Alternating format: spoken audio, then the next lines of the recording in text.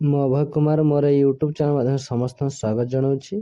Odisha public service commission ବା OPSC ତରଫରୁ ଏକ ଆଡ଼ଭର୍ଟାଇଜମେଣ୍ଟ ଆସିଛି। ତେବେ ଏହି ଆଡ଼ଭର୍ଟାଇଜମେଣ୍ଟରେ କ'ଣ ରହିଛି ଆମେ ଡିଟେଲରେ ଜାଣିବା। ଭିଡ଼ିଓଟିକୁ ଶେଷ ପର୍ଯ୍ୟନ୍ତ ଦେଖନ୍ତୁ, ଲାଇକ୍ ସବସ୍କ୍ରାଇବ୍ ସେୟାର କରନ୍ତୁ। ତେବେ ଦେଖନ୍ତୁ, ଏଠି ସ୍ପଷ୍ଟ ମେନସନ୍ ଅଛି କି ଓଡ଼ିଶା ପବ୍ଲିକ୍ ସର୍ଭିସ୍ କମିଶନ୍ ବା OPSC, ଏହାର ଆଡ଼ଭର୍ଟାଇଜ ନମ୍ବରଟି ମଧ୍ୟ ରହିଛି। ତେବେ ଯଦି ଆମେ ଏହାର ସବଜେକ୍ଟ କଥା ଦେଖିବା ଯେ କ'ଣ ବା କାହାକୁ ନେଇକି ଏଇ ଆଡ଼ଭର୍ଟାଇଜମେଣ୍ଟ ଆସିଛି, ତେବେ ଏଠି ସ୍ପଷ୍ଟ ମଧ୍ୟ ଲେଖା ଅଛି କି recruitment to the post of assistant professors in different discipline, group A in Indira Gandhi institute of technology, Sarang Parala, Maharaja engineering college Brahmapur and government college of engineering Keonjhar under skill development and technical education department. ତ ଏ ଯେଉଁ ଆଡ଼ଭର୍ଟାଇଜମେଣ୍ଟ ଆସିଛି OPSC ତରଫରୁ, ଏଥିରେ assistant professor ମାନଙ୍କର ନିଯୁକ୍ତି ନେଇ notice ରହିଛି।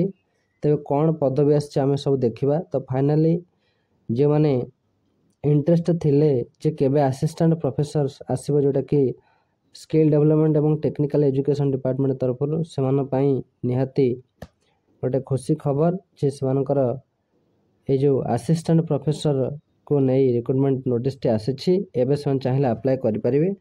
ତେବେ ମୁଁ ଧୀରେ ଧୀରେ ସ୍କ୍ରୋଲ୍ ଡାଉନ୍ କରି ଦେଖାଉଛି ଯେ କ'ଣ ଏହାର ଆପ୍ଲାଏ ଡେଟ୍ ରହିଛି ଏବଂ କେତେ କ'ଣ ଭ୍ୟାକେନ୍ସି ଆସିଛି।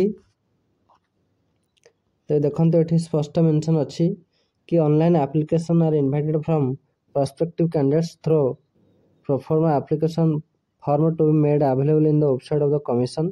ତ ଯେଉଁ OPSCର ଯେଉଁ ୱେବସାଇଟ୍ ରହିଛି, ଏଇ ୱେବସାଇଟ୍ ମାଧ୍ୟମରେ ସମସ୍ତେ ଆପ୍ଲାଏ କରିପାରିବେ। ତ ଏଇ ଯେଉଁ ଲିଙ୍କଟି କେବେ ଆଭେଲେବଲ୍ ହେବ ନା, ଏଇ ମାର୍ଚ୍ଚ 27 ତାରିଖ ଠାରୁ, ଅର୍ଥାତ୍ ଏଇ ମାର୍ଚ୍ଚ ମାସ 27 ତାରିଖ ଠାରୁ ଲିଙ୍କଟି ଆଭେଲେବଲ୍ ହେବ ଏବଂ ଏହା ଏପ୍ରିଲ 26 ତାରିଖ ପର୍ଯ୍ୟନ୍ତ ପ୍ରାୟ ଗୋଟେ ମାସ ଧରି ଚାଲୁ ରହିବ ଏହାର ଆପ୍ଲାଏ। ତ ଯେଉଁମାନେ ଚାହୁଁଛନ୍ତି ଆପ୍ଲାଏ କରିବା ପାଇଁ ନିହାତି ଆପ୍ଲାଏ କରିନେବେ। ତେବେ ଏହାର ଯେଉଁ ପେ ସ୍କେଲ୍ ରହିଛି ଲେଭେଲ୍ 10 ବୋଲି ଏଠି ଲେଖା ହେଇଛି, ଯେଉଁଟାକି ମିନିମମ୍ ସାଲାରୀ ହେଉଛି 57,700 ଟଙ୍କାରୁ ଆରମ୍ଭ।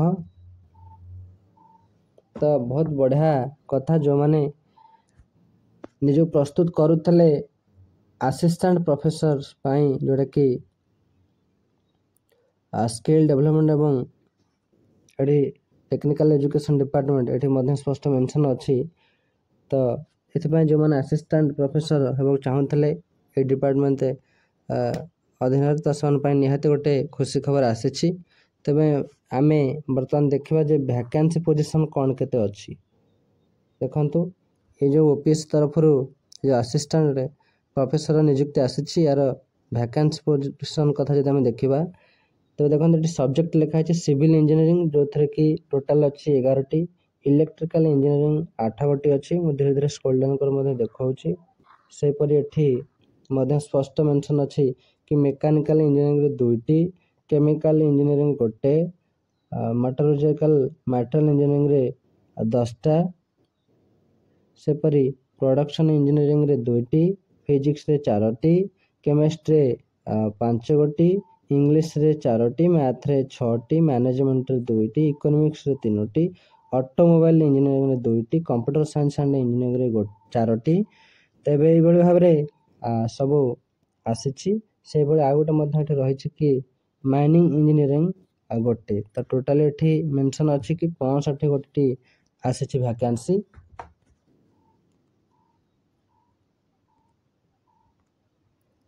ତେବେ ଯେଉଁମାନେ ଚାହୁଁଛନ୍ତି ଆପ୍ଲାଏ କରିବା ପାଇଁ ନିହାତି ଆପ୍ଲାଏ କରିନେବେ। ଏହାର ଏଜ୍ କଥା ଯଦି ଆମେ ଦେଖିବା, ଏଠି ସ୍ପଷ୍ଟ ମେନସନ୍ ଅଛି। ଦେଖନ୍ତୁ ଏଜ୍ କଥା ଯେ ମିନିମମ୍ 21 ବର୍ଷ ଏବଂ ମ୍ୟାକ୍ସିମମ୍ ରହିଛି 38 ବର୍ଷ। ଏବଂ ଯେଉଁମାନେ SC ST କାଟାଗୋରୀରେ ଅଛନ୍ତି ସେମାନଙ୍କ ପାଇଁ ମଧ୍ୟ ଏଜ୍ ରିଲାକ୍ସେସନ୍ ଅଛି। ସେହିଭଳି ଆଉ ଅନ୍ୟାନ୍ୟ ଡିଟେଲ୍ ମଧ୍ୟ ଦେଖାଉଛି। ଏଜୁକେସନାଲ କ୍ୱାଲିଫିକେସନ୍ କଥା ଯଦି ଆମେ ଦେଖିବା, ଏଠି ସ୍ପଷ୍ଟ ମେନସନ୍ ଅଛି ଯେଉଁମାନେ ଇଞ୍ଜିନିୟରିଂ ଟେକ୍ନୋଲୋଜିରେ ଆପ୍ଲାଏ କରିବେ ସେମାନେ BTech ଥିବା ଦରକାର ଏବଂ MTech ଥିବା ଦରକାର।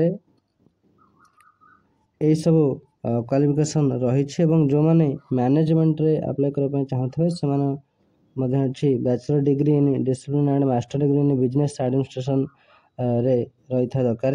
ଏହିସବୁ ଏଜୁକେସନାଲ କ୍ୱାଲିଫିକେସନ୍ ସେମାନେ ଅଛିଙ୍କର ଏଠି ନିହାତି ଭାବରେ ଦରକାର ବୋଲି ମେନସନ୍ ଅଛି। ତେବେ ଆହୁରି ଗୁରୁତ୍ୱପୂର୍ଣ୍ଣ ଇନଫର୍ମେସନ୍ ମଧ୍ୟ ଅଛି कि मेथड ऑफ सिलेक्शन कौन देखो एठी मेथड ऑफ सिलेक्शन कथा जब आम देखा ये स्पष्ट मेंशन अच्छी कि the recruitment to the post of assistant professor shall be made by way of direct recruitment through the commissions from amongst the candidates possessing qualification as mentioned at rule 3 of recruitment of teachers in government engineering colleges of the state rules 2023 तो यार गोटे rule अच्छे से rule अनुसार ही recruitment दिज्व एवं आ गए process अच्छी the selection process of recruitment to the post of assistant professor in government engineering colleges shall comprise of written examination तो जो असिस्टेंट प्रोफेसर रही जो इंजीनियरिंग कॉलेज मानकर से गोटे रिटन एग्जामिनेशन हम एवं भाइवा वॉइस टेस्ट मध्य हम तेबे यही सब सेनकर एग्जाम पैटर्न रही तेबे आम यार एग्जाम फीस कथा देखा